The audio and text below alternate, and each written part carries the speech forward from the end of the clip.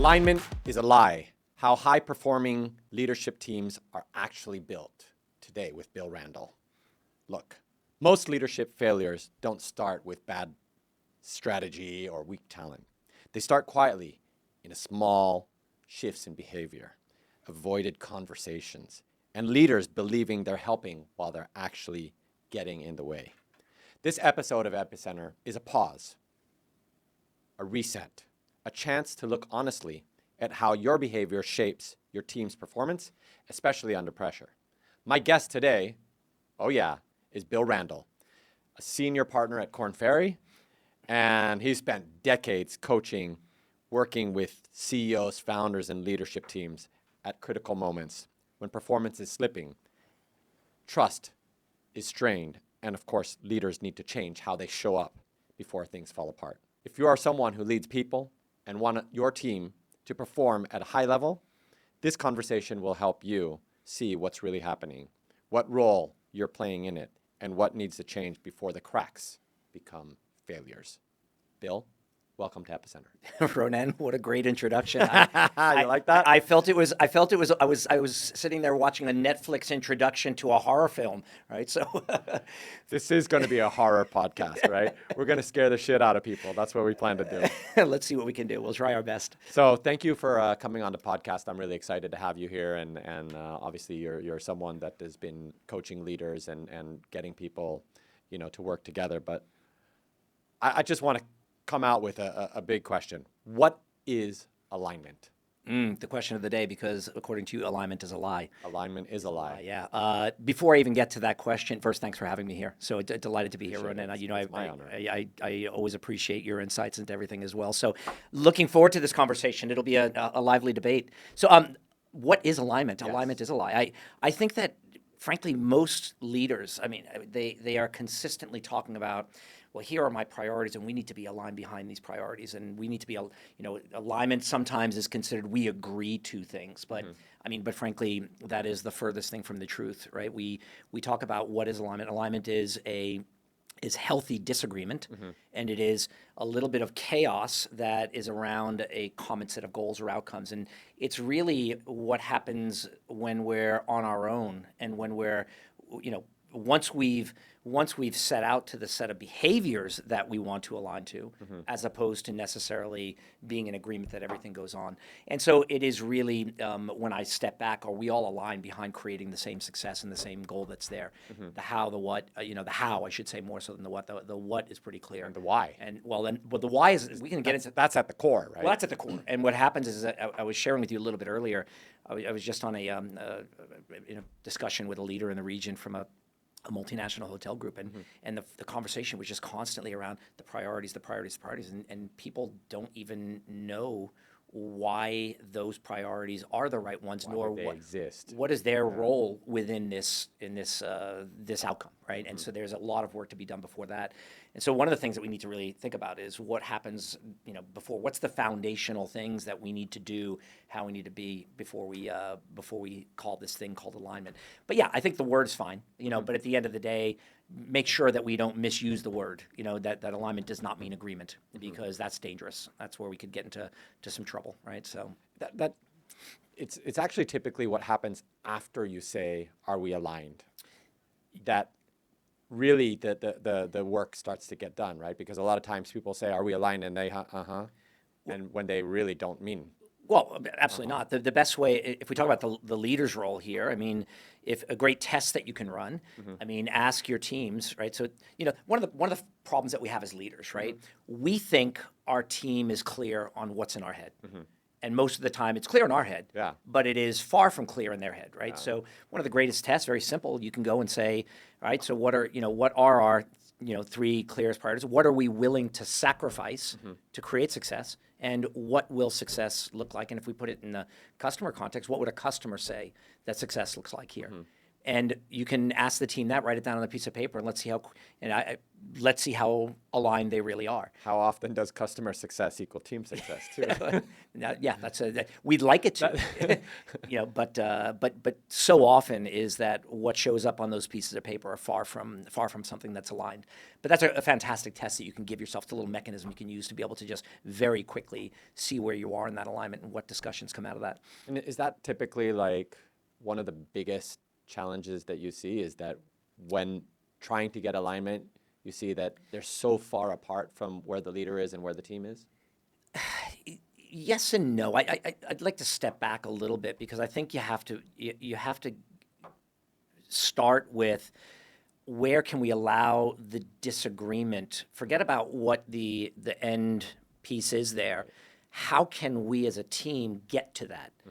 And one of the things that we need to do is create that space and the space for courage to be able to speak up.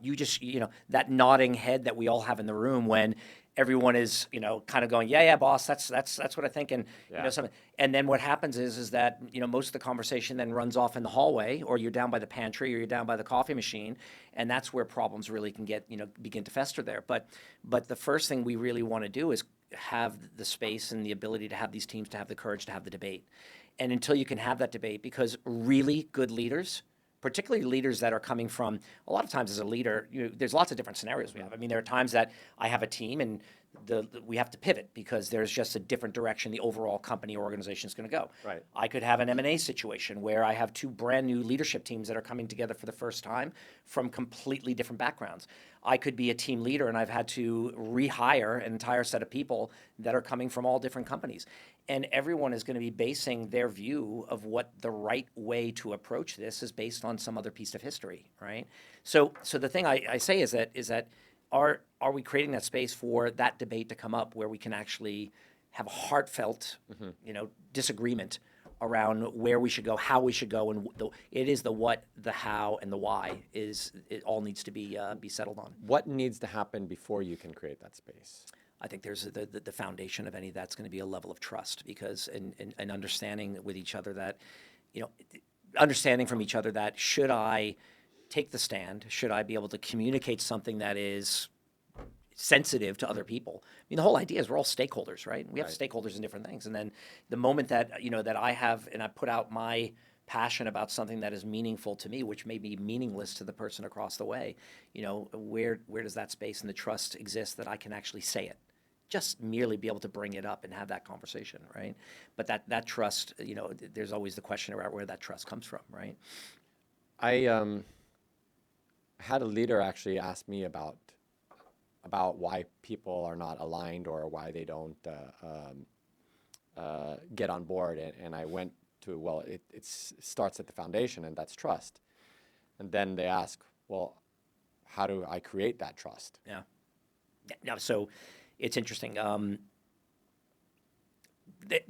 Whenever I'm working with a leadership team, we have quite a number of processes that we use to think about what drives trust. Mm-hmm. So if I asked you, right, and you and I have had this conversation a little bit before, why would you not trust someone? Let's say human beings, by default, there's always a little doubt in our mind, right? There's going to be a little bit of doubt somewhere, right? And I'll come to, there's a trust formula that each of us has, right? We either build our trust formula because I believe that the core to trust is a person's capability. Mm-hmm. They have the skill set to be able to deliver on what I'm doing. When I give them that ownership to do it, the outcome will be there. That's one. Another one is where it is the intention. Mm-hmm. I may have the positive intent to get it done, mm-hmm. and as long as I've given it my all, even though I don't hit the outcome, that's good enough for some people, right? Part of it's all about the personal relationship, mm-hmm. right? The idea is, do we, the intimacy in that. And another one is around so we have the capability, the intimacy, the credibility, and then the integrity around that, right? Do I actually do what I say I'm going to do, right? Just because you're the leader doesn't mean that you should be trusted, right? Oh, absolutely not. Yeah. You have no right to that. Yes. But you have no idea what the other person's formula is, and how do you understand what's important to them, right? Mm-hmm. But let's come back to why the trust isn't there. So if I asked you, right, so we have this doubt in our mind. Call that a little bit of resistance, just a slight bit of resistance to trusting someone else, right? And it could be driven from any one of those four things I just gave you. So then let me ask you, what's the belief that you would have around this person that might have you not trust them? So you have one of your team members, and give me an example of a time that you've had a little gap in the trust with someone. They expected that they were going to get some budget, and that budget wasn't delivered to them. And they said, like, oh, how can I trust you if you said you were going to deliver that budget and you didn't?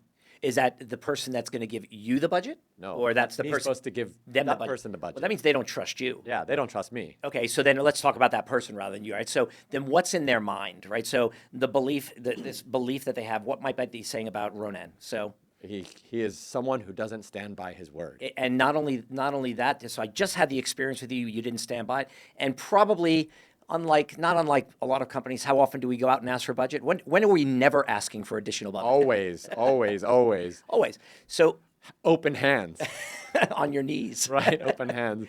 So when we think about it, so I resist, but what is it that I'm resisting? I have this belief about this person that I have formed based on what? Where do I create these beliefs? In your mind. Well, they created in my mind, but they come from somewhere I From can't. your experiences, right? Yeah, from some experience. It was you just telling me yet again, one more time in my life, that you promised it to me, and then you said, oh, something has happened, headquarters this, or market person's change, that. or we've had to do something different, blah, blah, blah. Yeah. And all of a sudden, your team member is in their mind, based on a new experience, they're able to say, you know what?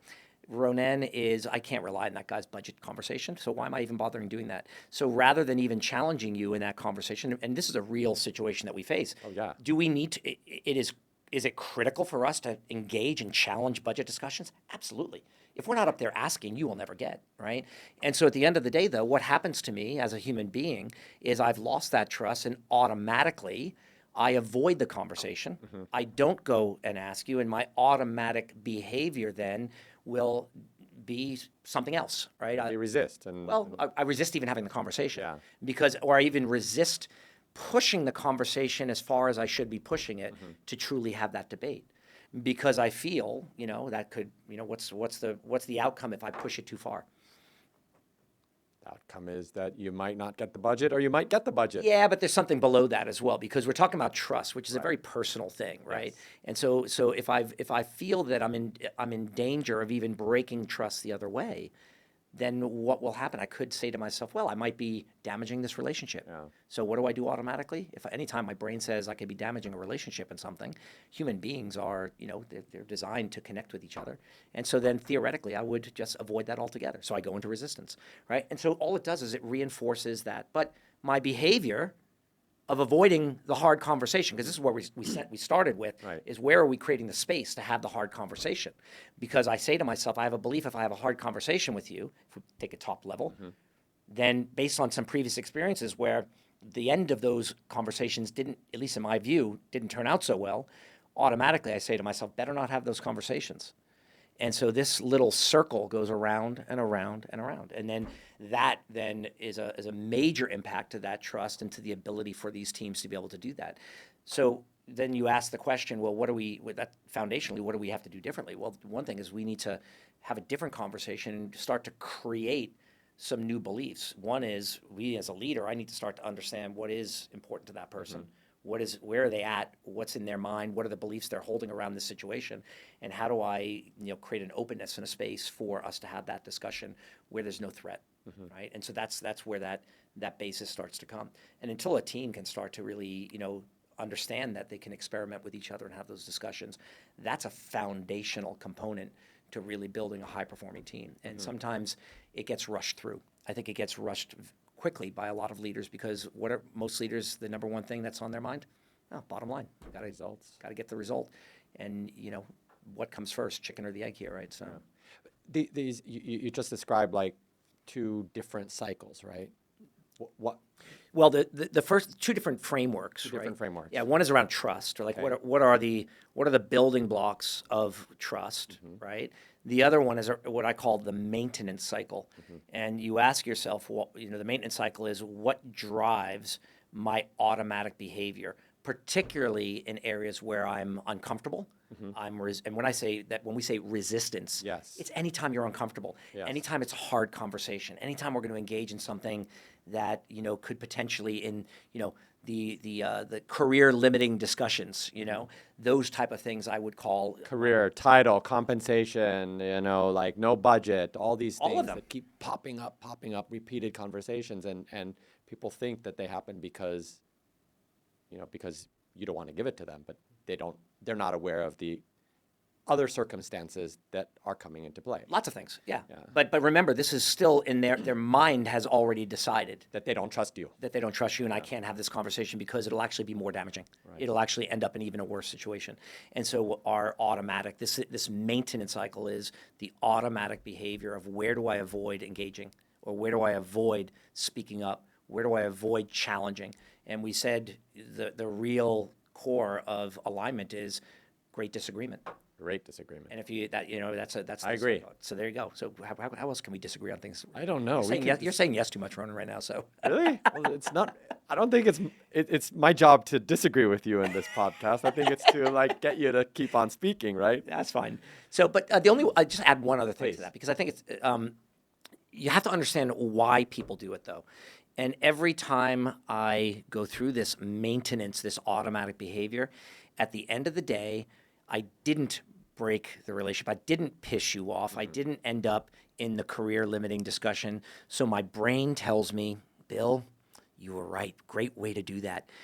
You stayed safe. You survived one more time.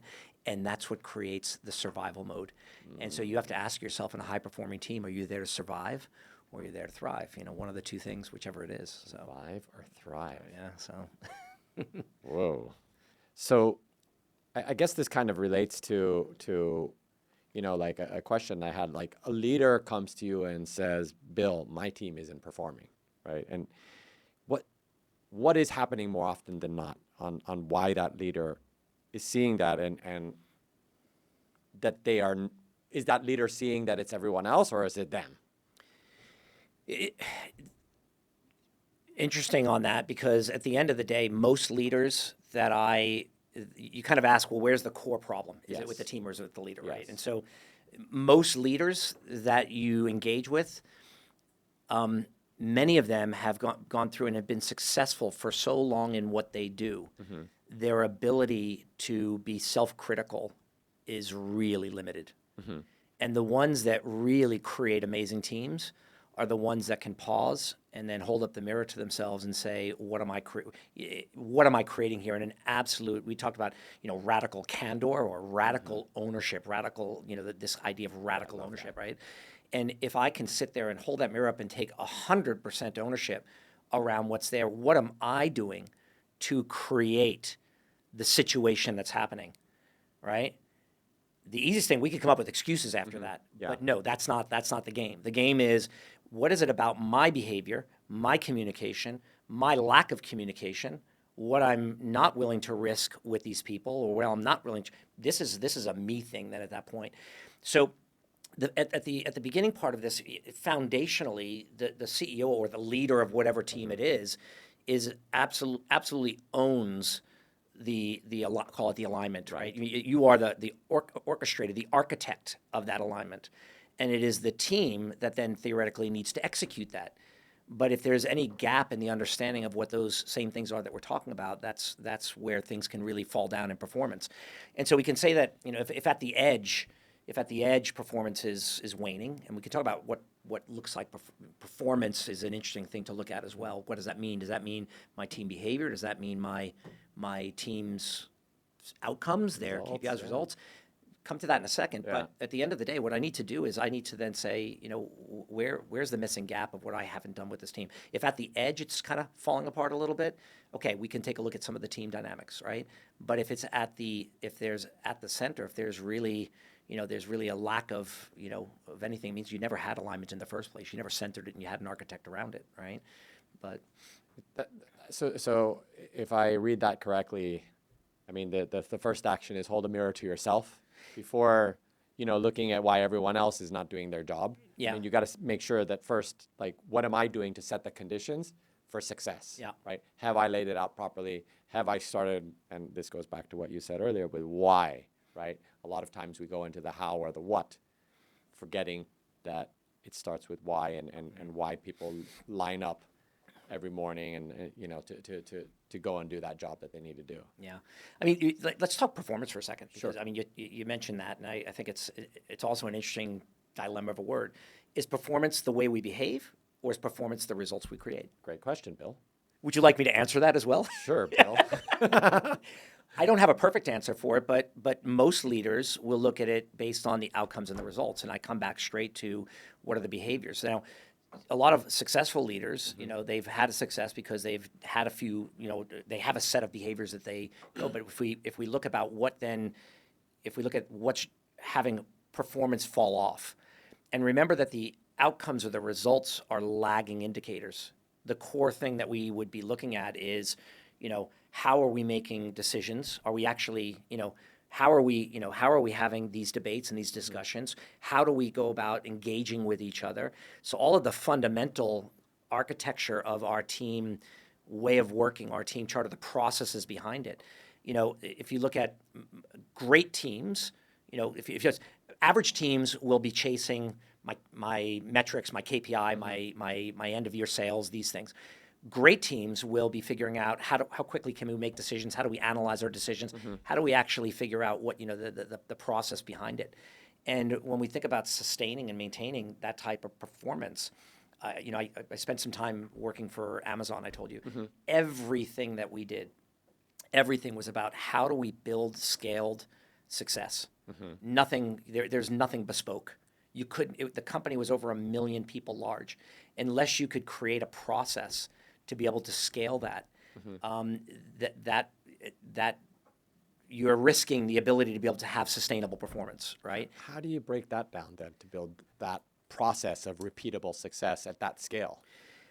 I think the big thing, what I can share just from the experience of what we did, right? The thing that they did so well is that whenever a process or someone was going to experiment or build an approach to something, it was built into our operating model that every year we needed to experiment with 3 or 4 new processes that we were going to do. And we were absolutely ruthless around measuring the outcomes of the process, right? So that we could see, is this process working? Could it be better? Is it whatever that is? And these processes are not like, I'm not talking about big systematic new SAP type of things. I'm talking about some of the simple things about maybe the way our teams work, the way we're organized, the way that we go to market, the way that we engage with customers, whatever those things are. Some of them were more humanly created. And then from there, how could they then be systematized potentially into something that would be more digitally oriented, right? But nonetheless, what was never done was you had the process, you took your experiment at it, and it didn't work out, and you spent some money on it, and it was an absolute failure. People, the only thing they ever said to you was, congratulations, I'm glad that you took the shot at that. What's next? What's the next one you're going to do? And that mindset was something I'd never, ever seen in a company to the level that they do it there. And it is a phenomenal learning loop cycle that they have, that they live by it. And I congratulate AWS and Amazon on that aspect of what they do. But it takes the willingness of the team to sit with each other and say, I trust the fact you're certainly not going to put a process in that you think is not going to work. Who does that, right? So give it a shot, make sure we have a measurement around it, and then build upon that. And then obviously designing them for that they can be rolled out and easily replicated among different people, right? So this is interesting because I think like probably viewers take note. That's actually also the same way that you need to be looking at AI and how AI is, you have to break down the process. A lot of times people are like, oh, well, this is what I'm trying to do, but don't understand the steps in the process of what they're trying to solve. And the key to that is mapping out that whole process, the journey, and seeing what parts are repeatable that actually, like, here's where we need AI, and here's where we need human in the loop, and here's where we really need human, right? Yeah. So I think it's interesting. Sorry, it was like a little bit of No, a segue because it's for me and I think for everybody, it's important to understand, like, we're facing a new way of solving, right? And while in Amazon you still solved with like technology and things like that, the way that technology is used today to solve is very much different than it was before because it's so much more capable. For sure, but what I think, and I love the topic of AI because when we look at there are so many companies that are out there today. I mean, we're in the human. Korn Ferry is a human capital company. I mean, we are there to potentially build the best teams that can execute in whatever way that looks like, right? So many companies come to us and say, how can we become more productive? I mean, that's, who doesn't, right? Right. And, AI is the golden, the golden ticket. golden ticket to that, right? But the way that you described it, no one's willing, AI doesn't magically solve your problems for you. Right. You need to put some brain power and human power behind the thought process of what is repeatable and scaled activity that we can do something about. AI is the thing that can actually, eventually become the solution to it. But you need the Ronens and the Bills of the world to come up and say, well, what comes before that to be able to make sure that we can apply the You need that skill to break it down. Exactly. Right? And breaking down problems and processes into the steps. And actually, like, most people don't know how to identify the steps. So that goes back to what you said, is like, look at the processes that you have in place and challenge them, right? Yeah. See if you can build a new process, right? And apply that. That's, you can apply that in so many different ways. And in this context is applying that process to performance and performance results. Well, absolutely. And if we, sticking on performance and performance results, is when we see performance waning, it means that we probably never had a good process in the first place that people could rely on to basically make sure that they're focused on how that drives the outcomes that you're looking for. So, I mean, a lot of leadership teams are missing, we know that there's the people component. There is the purpose component. That's what we talked about, the why. We know that there is the partnership, or the way that we engage, that way of working just from a human side, and then there's the process side. Those are the four real components that will drive performance in a high performing team. There's a little bit of a redundancy there, but the idea is we need to have a balance between all of those. And when process is doubled down on without any of the others, ain't going to work. And if we don't have any purpose in there, we're building process for no understanding of why, right? So there needs to be each one of those components that are critical to the formula for us to be able to do something like that. And then, I just say that a lot of leadership teams, fail, or they start to see performances that leaders are not looking at the change in their behavior. A lot of times, we have a great success, and we said that's the way we do it. And then what do? Is that we rely on our success, and the intensity and the discipline that we had can wane off, right? From a behavioral point of view, and can we get that feedback to ourselves? Are we still driving and engaging the same way that we did? Well, how does a leader identify that? Because there are slight changes in behavior until they're not so slight that they become obvious, right? And those changes in how outcomes are achieved, how decisions are made, how people start to take ownership, and how they stop taking ownership on things. How do you detect those early signs as a leader on when things are starting to tear at the seams? Where are you as a leader willing to be vulnerable? Because one thing that we have as leaders, we have an ego, right? And too many of longstanding leaders and what they've done, that ego is a sensitive thing to them. It's a hard thing to let go of for a moment. But the answer, believe it or not, is not as complicated as you think. It's where can I be honest and vulnerable? And if I'm even not aware, where am I willing to allow the people around me to share, proactively that what are the behavioral changes that they're seeing? Building in, like, one of the things that we do at a lot of leadership teams is, one of the things that leadership teams are horrible at is feedback. They do it very, I'd say, casually. It is not done with intent or with a discipline that allows people to have the kind of data or information that will help them do it. And it comes off much more informal, right? Let's go have a drink or a beer or something like this, and and we share a couple things, and we beat around the bush a little bit and things like this. And the question to ask yourself is, as a leader, if this is for everyone that's in these core critical leadership roles, have you set up a mechanism, like a true mechanism, to be able to get into a feedback loop for yourself? And that would mean that, is it a once a month, making sure that you're engaging? Not when we do one-on-ones, it's not about me giving you the feedback or what it is. Maybe I need to have the one-on-one where this whole thing is about you giving me the feedback and making sure that that's the largest part of what we do. And feedback does not need to take, the other belief is that people think, just too much work. I mean, if I have to go with 8 people and get feedback from 8 people, feedback can take 5 minutes. It can take 3 minutes. if it's purposeful. It does not need to be, and you can even preempt what the feedback that you're looking for to get it even more precise. But it's all about your own purpose and clarity that's critical to your leadership development, right? So Feedback and ego. It's Yeah. kind of like two contrasting positions, right? Because if you have ego, you don't want to hear what you're doing wrong. But if you're receptive to feedback, it could be deemed that you don't have an ego, but you can have both at the same time. well, let's differentiate between ego Yes. and confidence. Okay. Because if you ask me, you're kind of dancing into this place. Can we have both of them? Everyone will have some level of ego somewhere. Yes. I mean, that's just part of who we are, right? But the question is where does my confidence become blind? And where does that confidence then just roll into a blind, unaware place of my behaviors are just being driven by something beyond my awareness of what's going on around me, right? And that creating that awareness. And the other thing that leaders sometimes do is they're so focused on their end game number that they had, they forget to look at the people around them. What's the climate? When we talk about coaching, right? One of the things is we think about if I'm that great leader and something happens to me, and what happens with the team afterwards, right? So if the team, is unable to do as well and performance falls off, have you done a great job as a leader? You're such a great leader that you did all the work to do that. Well, frankly, no. I mean, we were told, all of us know this. This is 101. If we're not around and our people can't do the work and to create the success that we had, we've done something dramatically wrong as a leader, right?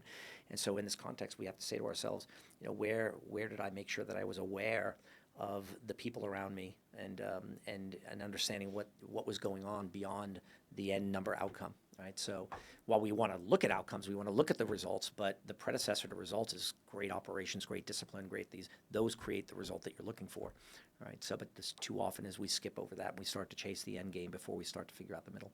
So basically what you're saying is that the process eats the outcome all the time. Oh, I would say yes. Okay. I would say process people and the 4 Ps that I gave you before: great people, clear purpose, clear partnership, clear process. If I have those in place, then the outcome is, I can define what it is, but my end game is focused on these 4 things. These will drive that.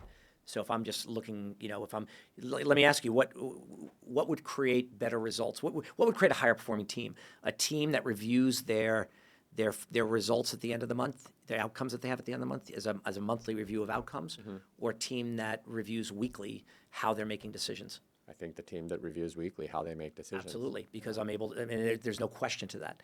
But again, we fall into the urgent reliance and need on how are my bosses and everyone going to be looking at me because my number doesn't hit what the number's supposed to be. What's that last $2 million I need to get in a thing before the end of the year? You started earlier about results being a lagging indicator.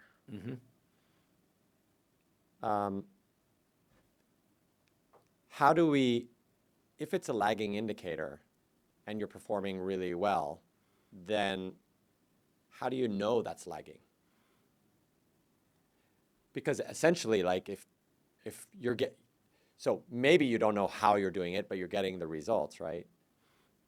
Would that be lagging or would that be leading? Because you're still getting the results. It's interesting because I would argue to say it's still lagging, because if I had so think about it, it's like anything, garbage in, garbage out, right? So if our results are the outcomes of the work that we've done here, and we will have a good result, and then it's kind of like inflation, right? Inflation doesn't come up or come down in one day. Right. It happens because of the policies or the processes or whatever it was that happened over the previous year in terms of monetary supply, whatever the decisions that are made here will create that. And so I would still say that a great result is still a lagging indicator of and let's take ownership of this, and rather we could say there was a windfall because of an external activity or an external event that created that. Very possible. Totally possible. But in pure leadership and the mindset, I do not want to go there because that puts me into a lax position, and all of a sudden I can expect those kind of things to happen to me in the future. But the work that I did to create the process, the discipline, the capability, the way that we engage, the trust, those leadership disciplines is what will have created that positive result. And and this is where the danger is that we're not going to know, because that lagging indicator, the results are the lagging indicator, we won't know, sadly, until it happens. Right. And so the challenge to leaders is to keep your eyes open and not to allow it happen. And that's, again, where I come to, who's responsible there, who owns that, leaders or the team members.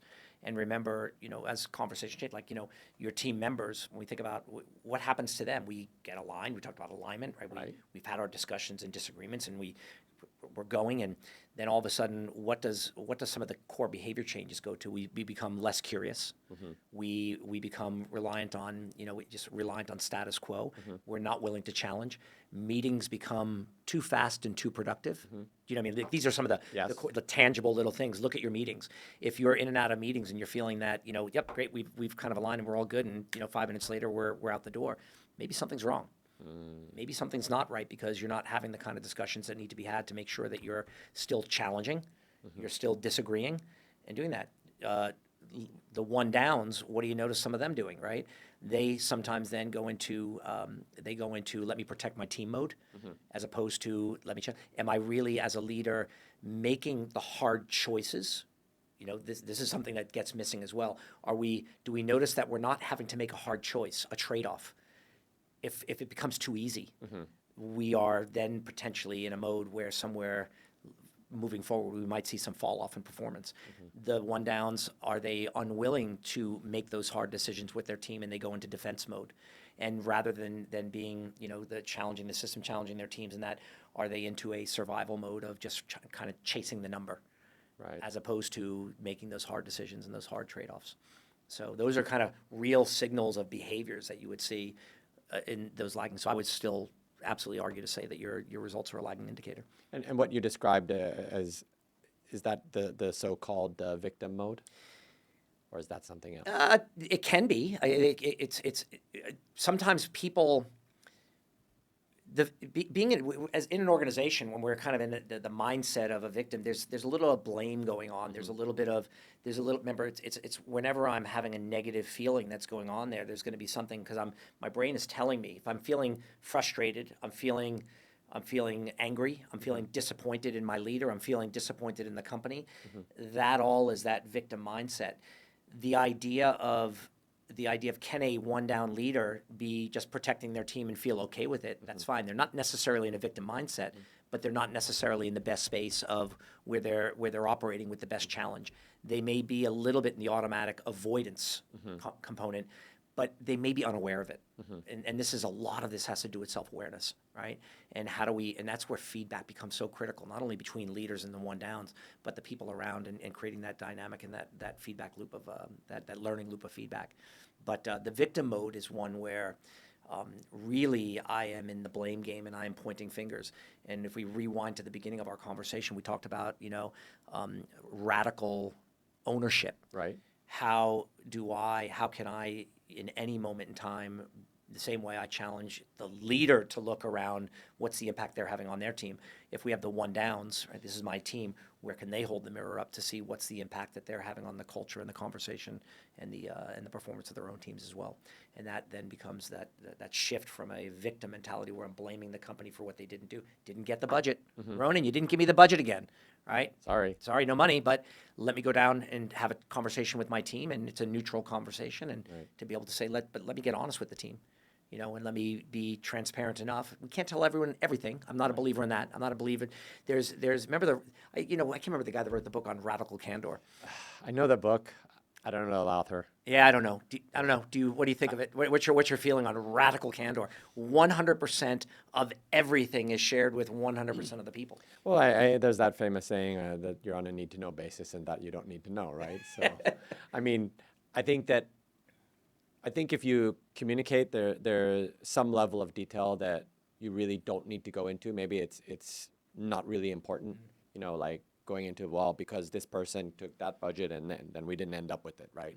But actually, like, we didn't get the budget. We tried for it. We represented, and the outcome is that it wasn't approved. And I think that much is okay. Yeah. Right.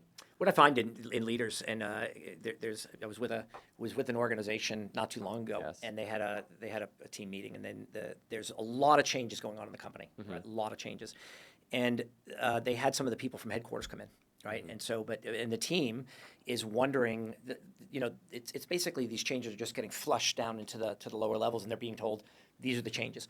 And when we talk about radical candor, I'm not saying that it's only on need to know, but what leaders sometimes forget is they think that these teams know enough to even understand the why, but they're not even being told the why. So there's a level and amount of information that is absolutely required by leadership to make sure that the team understands. And so when, merely having an open and honest discussion. Now, was the leader sitting there going through every little financial detail of why that? No, of course not. But was there enough to give the team that they felt confident enough to understand, okay, I get it, right? And as a leader, that's in our judgment then to say, okay, how far do we go with radical candor? How far do we go with that level of communication? But I think most leaders tend to fail on the conservative side of what they share with their teams, and taking a little bit more of a risk and trust with your teams. And I think that also helps build trust. And hopefully we've brought in the right kind of leaders that are mature enough and build that open dialogue that we can be mature enough to be able to deal with, the corporate stuff, the corporate, we also, I love it. Every company has its shit. Every company does, and anyone thinks that it doesn't, yes. then you're in a la la land, right? Then go watch the movies, go to Hollywood. That's true. Go to Hollywood if it still exists. You mentioned teams a few times. Yeah. What's the difference between a collection of leaders and actually a team? Because for me, there's some difference there, right? Sometimes you think that's a team, but really it's a collection of leaders. And sometimes, really it's a team. These are the people that see each other every day and go to bat, every day for, is there a distinction in when you call a team a team? I would. I mean, for me, because I think there's nothing wrong. There's no right or wrong between those two. It just depends on what your objective is and what you're looking to create.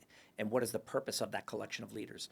Is it a decision-making body? Is it an information gathering so that we can have better information to be able to make better decisions? There's nothing, and the world of today.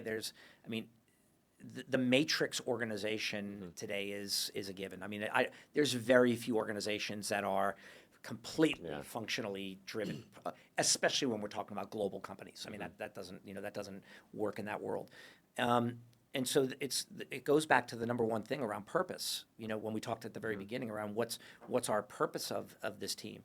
But it's okay for me to say that we are a collection of leaders, and what is the purpose of when we do meet? What is the outcome of that?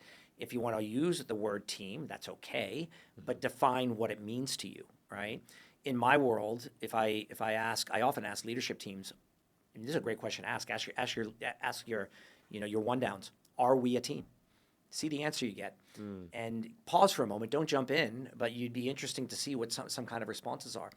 And I'd say more often than not, more than 50% of the time, even with teams that have been together, or I should say individuals that are in leadership roles that have been together as part of an ELT, a CLT, whatever LT that you're on. What's an LT? A leadership team, Okay. yeah. So those, I think, making sure we Making sure, we don't over acronym. Let's not make Some assumptions. people here. English as a second language here, Oh, give me a break. So, but more than 50% of the time, they will say, no, we're not a team. And I value that more than people coming in and saying, yeah, truly, we are a team. Because if that's the case, then there's, then where's the work and where's the honesty that we have to ourselves around that? I think that we remember the time that we stop trying to improve or continue to work on our team, that's when we've really failed. Because your team will never be, it's striving for excellence, and every day is a new strive, and every day is a new learning journey, and whatever that is, because the world around us changes, we've got to be changing all the time. And if we're not, this is one-on-one as well. You guys know this as well. This is kind of, parroting what we all read and see and everything else. But I see it, I'm doing top team work probably 50% of my time, right? So I'm in the work that I do with Korn Ferry. And it is a never-ending thing where I have amazing individual talent. It is just like through the roof capability. But that even though it's so easy to default and say, I've got a great team, these people are amazing. In fact, the story I was telling you earlier about the I think I said a hotel chain, right? Yeah. It was the first thing that came out of his mouth. We have an incredibly high-performing team. And then I go and do one-on-ones with each one of them because, often enough is they're not actually able to share what their frustrations are. But then about 3 minutes later, He was going on, he's saying, you know what? And they're quite frustrated because the way that it was done in their previous company or the way that it was done in their previous region, it was different than what it is here, da da da. And the moment that frustration is being shared, well, then obviously there's some gaps that we've got to work on in the conversation that we have as a leadership team. Because then something's not being said, right? And so the number one thing we need to bring out in teams, when we really want to become a team, it's being able to be aware and allow what's not being said to be said more so than anything else. There's most of what is on your leaders' minds is not being shared at any given moment. It goes down to trust. It goes down to Once trust. again, the foundation of all good teams, right? Yeah. I had a leader that said that when we were setting up some time for them doing, he goes, we're all great at what we do, and he goes, but what happens is we get into our monthly cadences. We're on the monthly meeting or whatever it is, and we spend that. Those typically end up being operational, right? There end up being nothing wrong with that, right? Because what I need to do is just to make sure that I'm creating the space that our teams can step away from that for a moment and to be able to have the different conversation.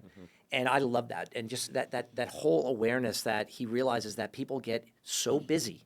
We get busy as another way to avoid what's really important, right? How often are we spending our time on the 1,000 priorities rather than the one or two things that will have the impact? And what are the 10 things that we will not do? Continue to ask yourself, list out the 10 things as a team that we agree that we will not focus our time on, or we will just say no to. And that becomes really hard. Oh, that's the hardest thing, is deciding what not to do. What not to do. And I like that example because I think it's very much like a lot of times teams are meeting and they are in solutioning. This is a problem, solution, and don't take a step back to actually have those, let's start thinking bigger, like what's the bigger core reason why we're here, what we're trying to solve as a company, and what this team is tasked to do. Yeah, and and it shows up sometimes even when we're with customers, right? When you think about, and I don't know, when we talk about customers, we can't serve like everyone's thinking about, well, what's my TAM, SAM, SOM, what's my total addressable market in something, right? Yes. And at the end of the day, that's a fallacy as well, because at the end of the day, you're never going to want to be able to address every single customer that's out there. Right. There's going to be we segment, we do different things that are going to allow us to do it, but we by default in our business knowledge, we know we should do it, but how often don't we do that with our own internal peers? Because a lot of the times our team is dealing more so with an internal stakeholder than an external stakeholder. Our internal customer right now is the one that we have to say no to, and that's harder, sometimes way harder than even saying no to a customer. We have some process, we have some things, and we have ways of engaging and ways of managing those things. But we haven't figured out when a priority of someone else in my organization and another division, department is relying or wants to do something that asks of us to do this. How do we have the engagement to say no to that and to be able to build the why with that same person, right? So it's very interesting stuff here.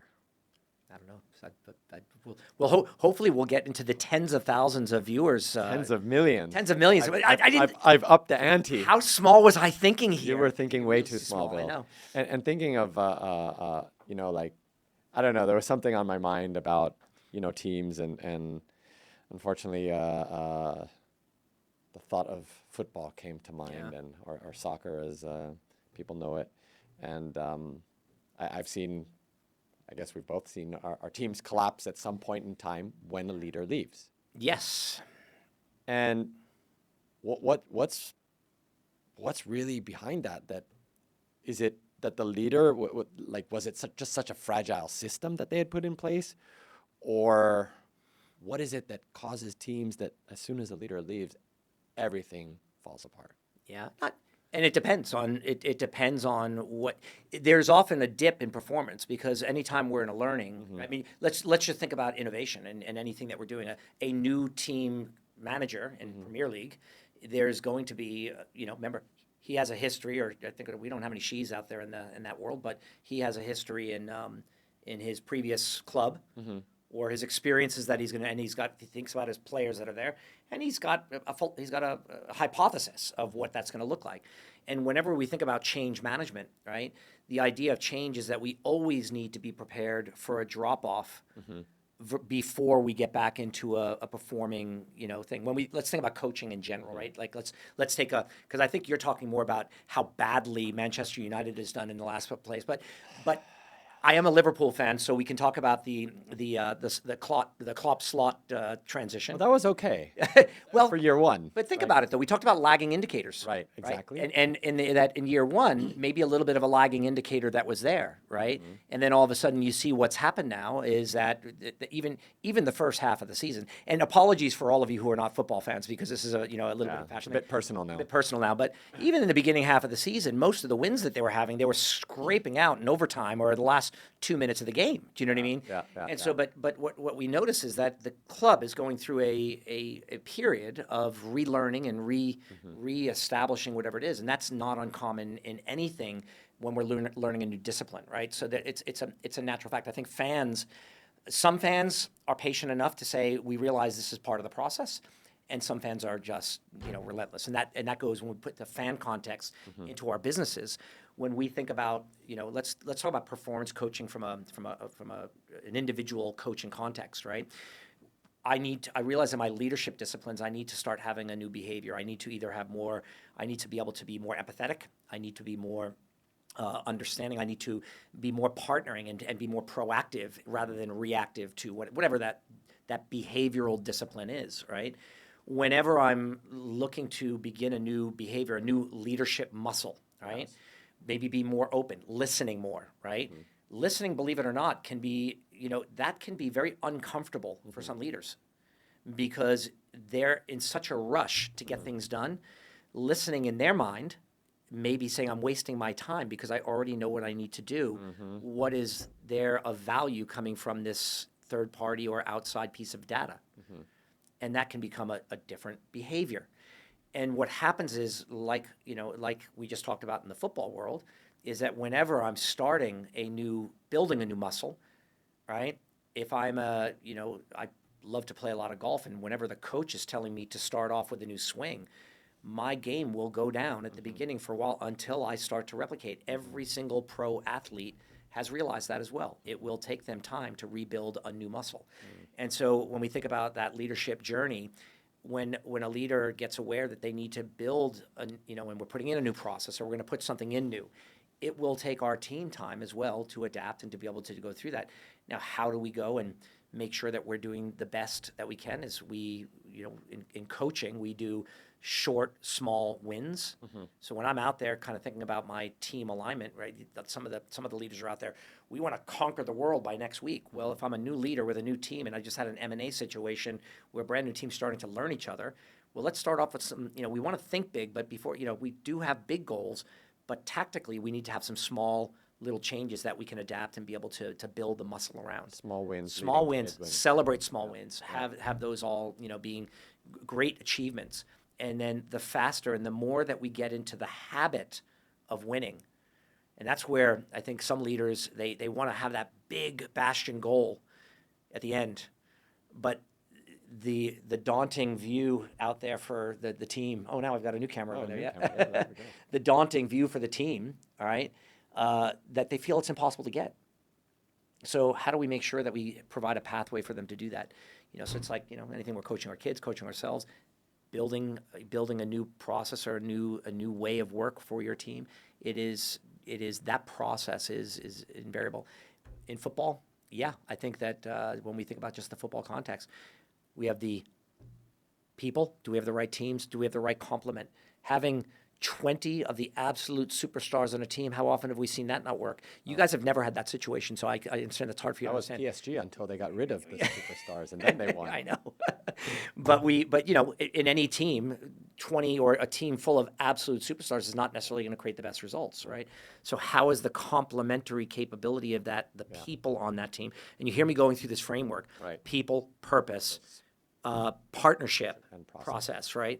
And we all talk about then does the team really do they have that common purpose, and are they passionate around what they are, and then how are they going to be that work, and then the tactical elements of what happens is that process that a great coach will put into place, but it's going to take all those players time to figure that shit out. So, Bill, you've coached, I imagine, hundreds of leaders, CEOs, founders. And as what do you want them to say about what you helped enable them to do? It's kind of like a little bit of a reflection. Like what was a thing that you did to make them, what do you want to be known for? Oh, it's a good. I haven't really. This was a little curveball for me there. Oh, of Great, course. I love that. I don't know. I think there's two things. Yeah. One is that I care.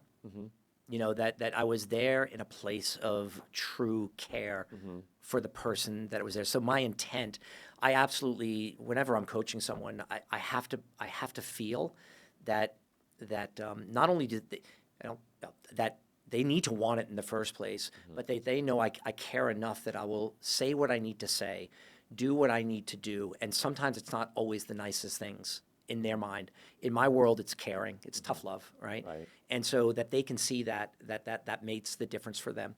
And then the final thing is that I want people to have one aspect of their life that they truly felt made a difference, and even less so in their professional life, but that they could apply it somewhere in their personal life. Because I believe that all of the professional life is just a reflection of what we have in our personal life.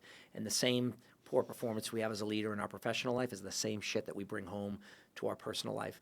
And I, you know, at this point in my life, I'm in a different stage of life with family and things like this. And I kind of go, there's nothing more important to me in terms of what's the results I can create in that personal part of my life. And if a leader, a professional leader, can come back and say, Bill, I could see that you absolutely cared, and you were that committed to making the change in me. And for me, I made that change, and this change has made something dramatically impactful in my personal life in some part of it. And if I could have those two things, that's all it is. And it doesn't. It could be an intangible result. It doesn't have to be a money result. It doesn't have to be what. It could be, I have a brand new, renewed relationship with my son or daughter. It is with my mother or father, my husband, wife, my sister, whatever that is. To me, that's meaningful. Or to have built a new stage or something that has been that meaningful to where I'm trying to get to. That's almost a tearjerker. You know, I've been known to do that. Wow, Bill. I'm actually looking forward to listening to this podcast a few times because there's so much gold in here and so much to take away. But I think as we kind of wrap these things up, I want to do a quick fire round with you. Are you down? I'm down. I'm ready. Are you but down? Let's see how I do here. Yeah, I'm sure you'll do. I'm not sure what the fire round looks like. I haven't watched the fire round of your other podcast, so this is absolutely Don't new. worry. They're all different questions No, most of the I time. figured that. So what is the most direct feedback you've ever had to give a leader you were coaching? I would argue to say that you're being absolutely selfish. Just like, you know, you are absolutely not thinking about anyone around you, and this is all about you. What book do you recommend to people that you are coaching that they must read? Let me come back to that one. Go to the next one. I'll come back to it. If you could choose anyone to coach you, who would that be? It could be a leader, I know. like someone alive or dead, doesn't matter. I would love it to be a pro athlete, and it frankly would be a golfer, because I think the psychological discipline that's required in the game, and I would choose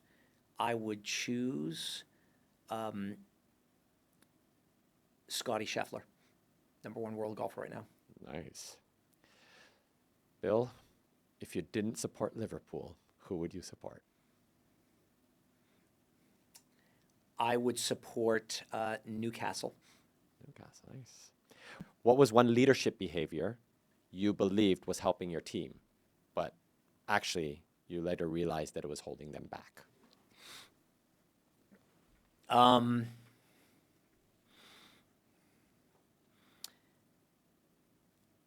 You remember how, this is an interesting one. Remember how I said, as an example, sometimes leaders listen too much?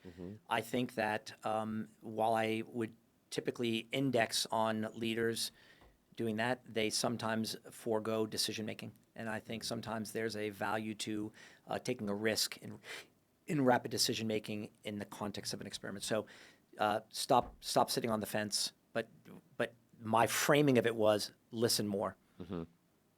But sometimes they needed to just get on with it. Cool. Do you want to go back to that previous one, or you want to wrap? No, the book. What book would I say? Yeah. There's been so many things I've been reading recently. I'm like a goldfish. So in terms of in things, what have I read recently that has been? Right now, I have been reading Die with Zero, which I think is a very personal book around thinking about life experiences and how do we just make sure that and it's not so much about how much money we spend in there, but for me, the one thing that I thought was really valuable was how we emphasize on the value of purposeful experiences in life.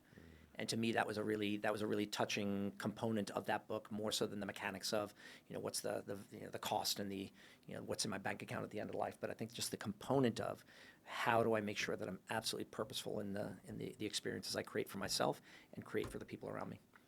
That's awesome. Bill Randall, thank you.